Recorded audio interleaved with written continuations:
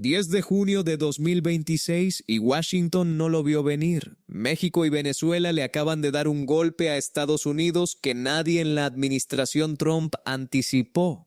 Y lo que vas a escuchar en los próximos minutos va a cambiar la forma en que ves el poder en América Latina para siempre. Escucha bien, porque esto no es un análisis más. Esto es la crónica de cómo dos gobiernos que Donald Trump subestimó, uno al que llamó cómplice del narco y otro al que creyó destruido para siempre, se convirtieron en los arquitectos del contraataque más inteligente que ha recibido Washington en décadas. Un movimiento que no usa tanques, no usa misiles, no usa soldados, usa petróleo, usa diplomacia, usa comercio y usa algo que Trump nunca esperó de sus vecinos: coordinación. Todo empezó el 3 de enero de 2026. Esa madrugada, en una operación que la Casa Blanca bautizó como Operación Resolución Absoluta, comandos estadounidenses capturaron a Nicolás Maduro y a Cilia Flores en Caracas.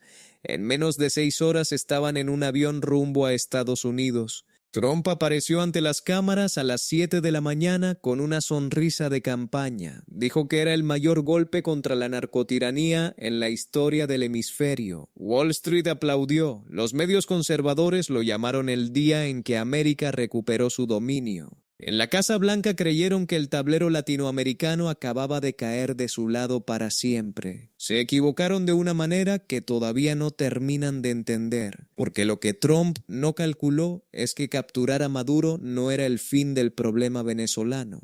Era el principio de uno mucho más complicado. Al día siguiente de la operación, Delcy Rodríguez, vicepresidenta del gobierno chavista, se juramentó como presidenta encargada de Venezuela desde el Palacio de Miraflores. Washington la vio como una figura transitoria, débil, sin base propia, sin poder real. La describieron internamente como un títere fácil de manejar. Pensaron que en semanas estaría negociando rendición. Pensaron mal. Y mientras Washington celebraba, algo ocurrió que nadie en la administración Trump monitoreaba con la seriedad que merecía. En Ciudad de México, Claudia Sheinbaum convocó a su gabinete de seguridad y política exterior a las 11 de la noche del 3 de enero. La reunión duró 4 horas. Lo que salió de esa sala no fue una declaración tibia ni un llamado genérico al diálogo. Fue una condena directa, contundente y calculada a lo que México llamó intervención ilegal y violación flagrante del derecho internacional. Sheinbaum no solo habló, actuó. ¿Ya estás viendo a dónde va esto? Porque lo que viene ahora es donde el golpe se vuelve real. En los días siguientes, México lideró una ofensiva diplomática coordinada en foros internacionales que tomó por sorpresa a Washington. Con Brasil, con Colombia, con Chile, con Bolivia y con otros 6 gobiernos de la región, México presentó una declaración conjunta ante la Organización de Estados Americanos exigiendo explicaciones sobre la legalidad de la operación en Venezuela. No fue un gesto simbólico. Fue una maniobra diseñada para poner a Estados Unidos a la defensiva en el único terreno donde Trump no sabía pelear, el terreno legal y multilateral. Trump respondió como siempre responde cuando algo lo incomoda, con amenazas. El 9 de enero declaró públicamente que algo se tiene que hacer con México, una frase que en Washington todos entendieron como una insinuación de intervención por el tema de los carteles y el narco. Creía que Sheinbaum se iba a intimidar. Creyó que el miedo que paralizó a otros líderes de la región iba a funcionar aquí también. No conocía a su interlocutora. Sheinbaum subió al podio de la mañanera al día siguiente con una calma que desconcertó a los analistas de Washington.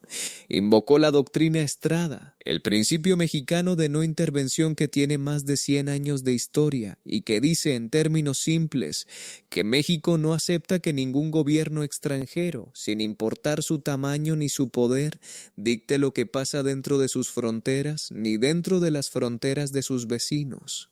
No elevó la voz, no hizo un escándalo. Simplemente dejó claro que México no iba a moverse. Suscríbete si te gusta el video porque esto apenas está calentando y lo que viene va a hacer que veas este conflicto de una manera completamente diferente. Mientras tanto, en Caracas, Delcy Rodríguez estaba ejecutando un juego de ajedrez que Washington no supo leer. Por un lado, mantenía el discurso antiimperialista ante la base chavista que necesitaba para sobrevivir políticamente. Hablaba de Maduro como un mártir, de la operación estadounidense como una agresión colonial, de Venezuela como el símbolo de la resistencia latinoamericana. Eso le daba legitimidad interna, pero por el otro lado, en silencio, iniciaba conversaciones muy distintas. Empezó a negociar con empresas petroleras estadounidenses y europeas el acceso a los campos de extracción venezolanos, pero con condiciones, sin rendición, sin liquidación del gobierno chavista, sin entregar el control político del país. Venezuela tiene las reservas de petróleo certificadas más grandes del mundo, más de 300.000 millones de barriles. Trump quería ese petróleo.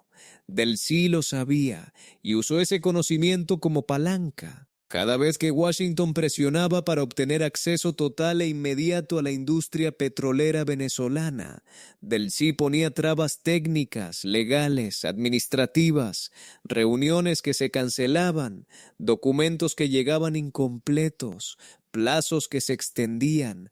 No era caos, era estrategia. Cada semana que pasaba sin que Estados Unidos pudiera presentar un triunfo económico concreto en Venezuela, era una semana en que la narrativa de Trump sobre el éxito de la operación se desgastaba. Y aquí es donde entra el elemento que Washington menos esperaba. Sheinbaum y Del sí establecieron comunicación directa, no a través de intermediarios, no a través de canales formales que pudieran ser monitoreados fácilmente.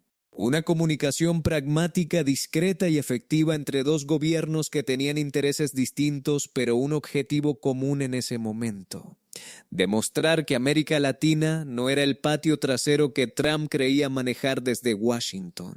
México hizo algo que tuvo consecuencias legales y mediáticas inmediatas. Defendió públicamente el derecho de Venezuela a utilizar sus fondos congelados en bancos internacionales para financiar la defensa legal de Maduro y Flores. Eso puede sonar técnico, pero sus implicaciones eran enormes.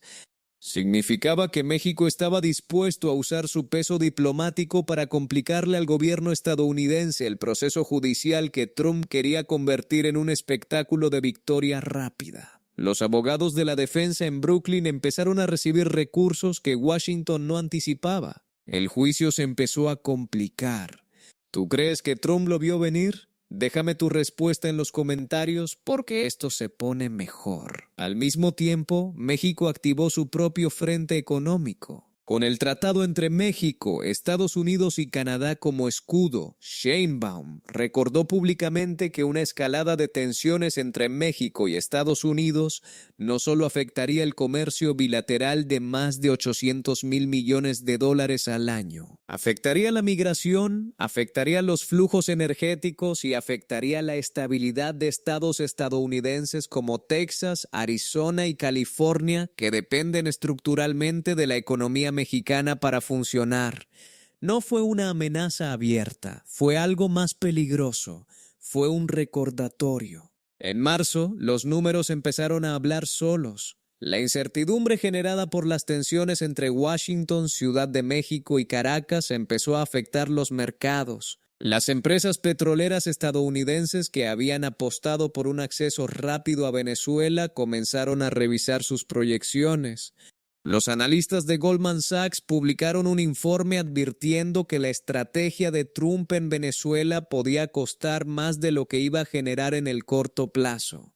En Texas, los exportadores empezaron a hacer cuentas de lo que significaría una respuesta comercial mexicana sostenida. Mientras eso pasaba, en la Organización de Naciones Unidas, México continuaba liderando una ofensiva narrativa que aislaba parcialmente la posición estadounidense. La resolución que Washington intentó bloquear sobre soberanía y no intervención recibió el apoyo de 53 países. No fue suficiente para obligar a Estados Unidos a actuar de otra manera, pero fue suficiente para que el mundo viera que el consenso que Trump necesitaba para legitimar su operación venezolana simplemente no existía. Y entonces llegó el momento que en la Casa Blanca nadie quería que llegara. Trump tuvo que moderar su tono. En varias declaraciones de abril y mayo, el lenguaje sobre México cambió. Las insinuaciones de intervención desaparecieron. Las amenazas directas a Sheinbaum se diluyeron, no porque Trump hubiera cambiado de posición ideológica, sino porque sus propios asesores le estaban diciendo lo que los números confirmaban: una confrontación simultánea con México y con una Venezuela que no se rendía era un frente demasiado costoso políticamente en un año donde el Congreso estaba en juego. La ironía es brutal y merece decirse con todas sus letras. El mismo Trump que capturó a Maduro en horas ahora enfrenta la resistencia coordinada de la heredera política a la que subestimó y de la presidenta mexicana a la que llamó débil. Maduro y Cilia Flores desde sus celdas en Brooklyn se convirtieron en símbolos que unieron a la izquierda latinoamericana de una manera que nunca lograron estando en libertad. Trump los quería como trofeos.